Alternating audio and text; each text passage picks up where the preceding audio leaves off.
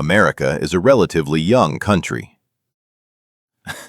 Which is funny, because for a place that has only existed for a few hundred years, it has accumulated a deeply unreasonable number of haunted houses.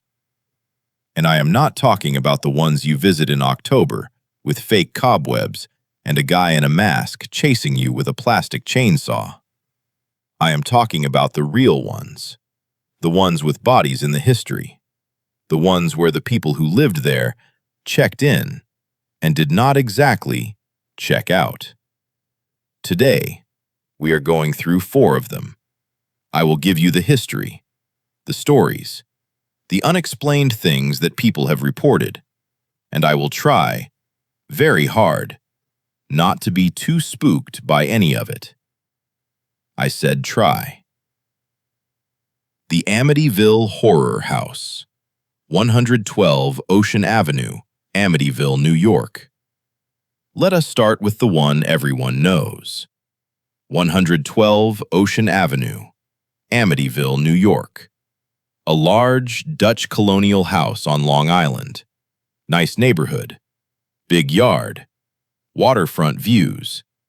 And on the night of November 13th, 1974, a 23-year-old named Ronald DeFeo Jr. walked through that house and shot every single member of his family.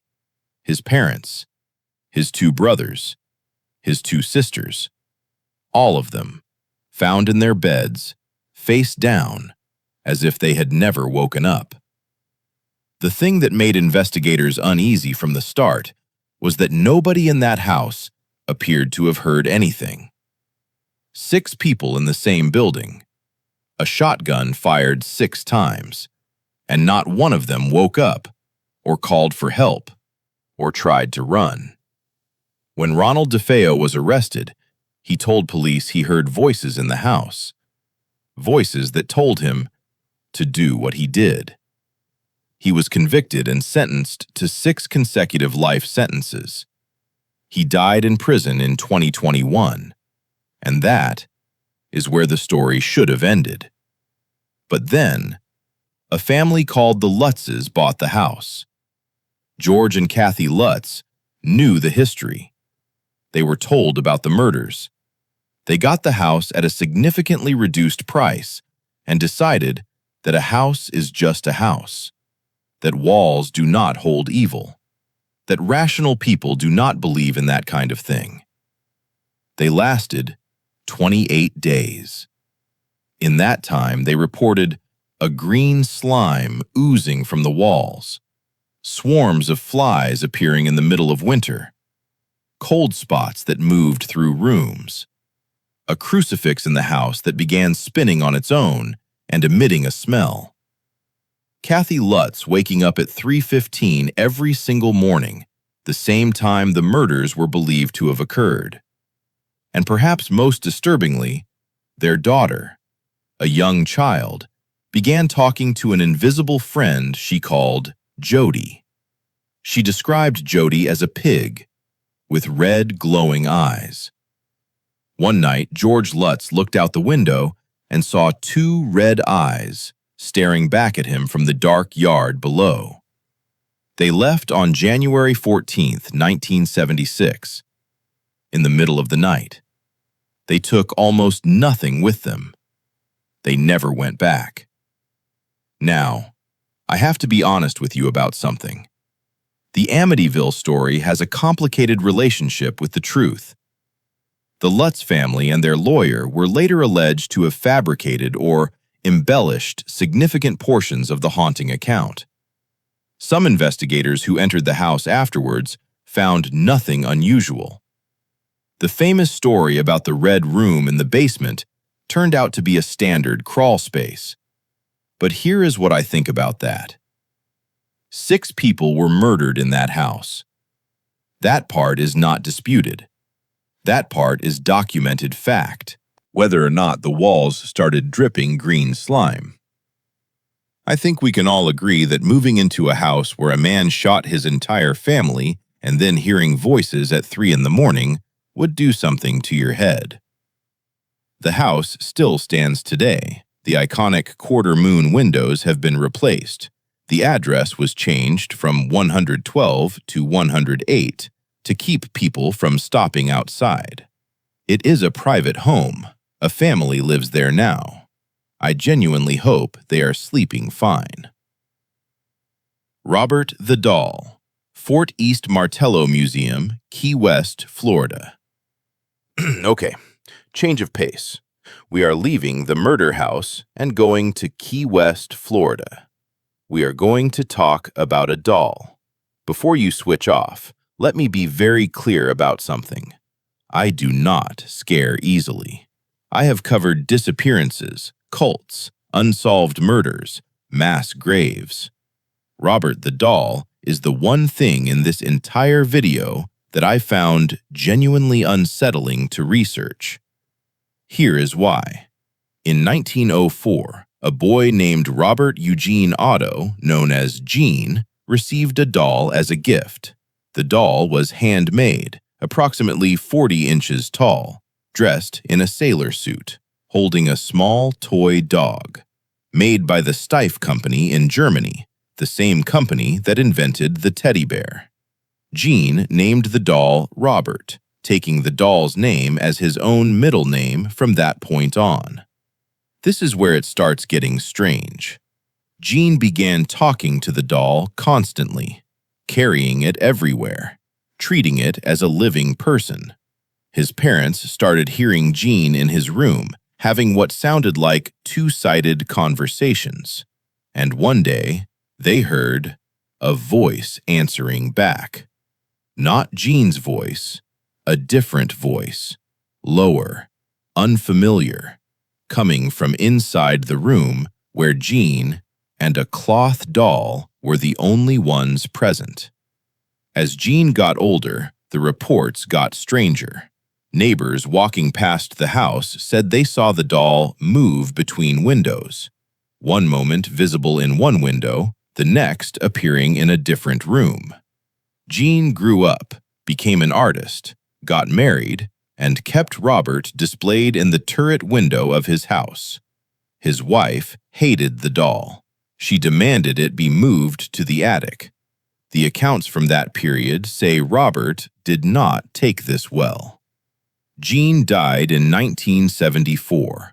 A woman named Myrtle Reuter bought the house and became Robert's next caretaker. She later told the museum that she donated him that the doll moved around her house on its own, that it appeared in different rooms than she had left it, that it once locked her inside a room. In 1994, she donated Robert to the Fort East Martello Museum in Key West, where he still sits today, inside a glass case. And then, the letters started arriving. Apology letters. 1 to 3 letters a day from people who visited the museum, did not ask Robert's permission before taking a photograph, and then experienced what they describe as immediate consequences. Car accidents, broken bones, lost jobs, relationships ending, health problems that appeared suddenly on the drive home from Key West. The wall next to Robert's display case is covered in these letters, hundreds of them, and one more detail I cannot get out of my head. Robert the Doll is widely believed to have been one of the inspirations for Chucky from Child's Play, which means one of the most successful horror movie franchises in history is based on something that is actually sitting in a museum in Florida right now, receiving daily apology mail. I do not know what to do with that information. I genuinely do not. The Winchester Mystery House, San Jose, California. This one is different from the others. The Amityville House has a murderer in its history. Robert the Doll has a century of documented strangeness. The Winchester Mystery House has something else entirely. It has a woman who is so consumed by grief and guilt that she built one of the most structurally bizarre buildings in human history for 38 years without stopping. Sarah Winchester was the widow of William Winchester, heir to the Winchester Rifle Company. In 1881, her infant daughter died. Shortly after, her husband died of tuberculosis. By some accounts, she consulted a medium following these deaths. The medium allegedly told her that her family was being haunted by all the people killed by Winchester rifles, and that the only way to escape them was to build, constantly, without ever stopping. In 1884, Sarah Winchester purchased a farmhouse in San Jose, California, and she began building. She built for 38 years, 24 hours a day, 7 days a week, 365 days a year. The house grew into a 7-story mansion with 160 rooms, and here is where it becomes deeply strange.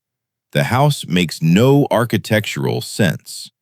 Staircases that lead directly into ceilings, doors that open onto blank walls, doors that open directly onto outdoor drops of several stories, rooms built inside other rooms, windows installed in the floors, a staircase with 2,000 steps where each individual step is only 2 inches high.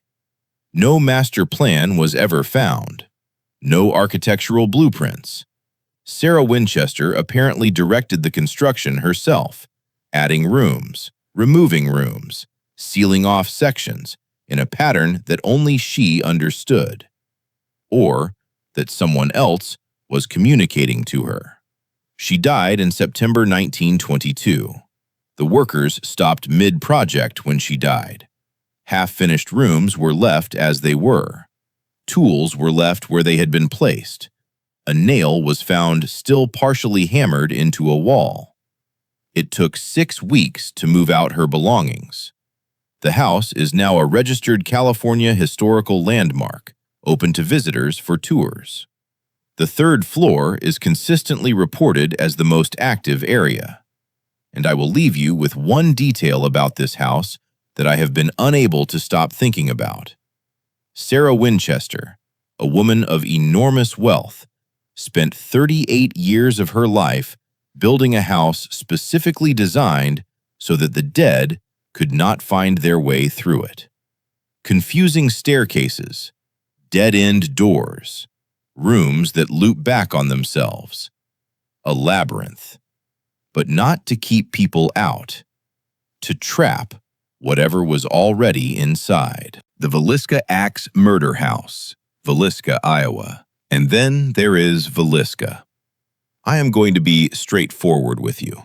This is the one that I found the most disturbing to research, not because of the paranormal reports, but because of the facts. June 10, 1912, Villisca, Iowa, a small farming community of about 2,500 people. A Sunday evening, the Moore family attends a church program and returns home late. Josiah Moore, his wife Sarah, their 4 children, aged 5 through 11, and 2 young girls, sisters, who had been invited to sleep over after the church event. 8 people in a small white farmhouse on a quiet street on a Sunday night. The next morning, when none of the children showed up for school, a neighbor knocked on the door. No one answered. They found all 8 of them in their beds, all killed with an axe. All the mirrors in the house had been covered with clothing. All the windows had been locked from the inside. The axe was found in the guest room next to a 4-pound slab of bacon that had been taken from the kitchen icebox. A plate of food that the killer had made for himself sat uneaten on the kitchen table. The murders were never solved. Never solved. Several suspects were investigated over the following years. A traveling minister was tried twice and acquitted both times. A theory emerged decades later linking the crimes to a suspected serial killer,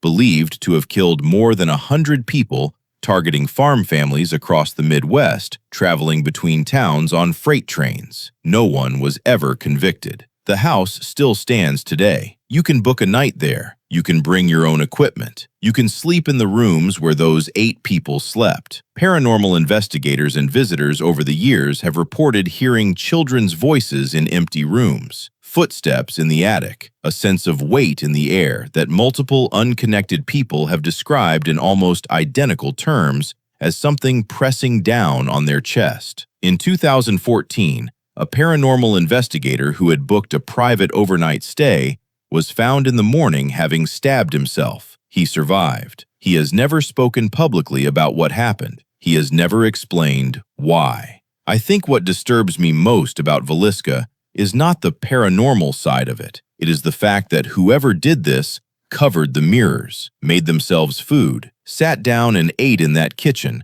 while 8 people lay dead in the rooms around them, and then walked out, locked the windows, disappeared into the night, and was never found. 4 places, 4 different kinds of darkness. A house where a man killed his family, and the next family lasted less than a month. A doll in a glass case that receives apology letters every single day. A 7-story labyrinth built by a grieving woman to confuse the dead. And a small farmhouse in Iowa where 8 people were murdered in their sleep, and the killer was never identified.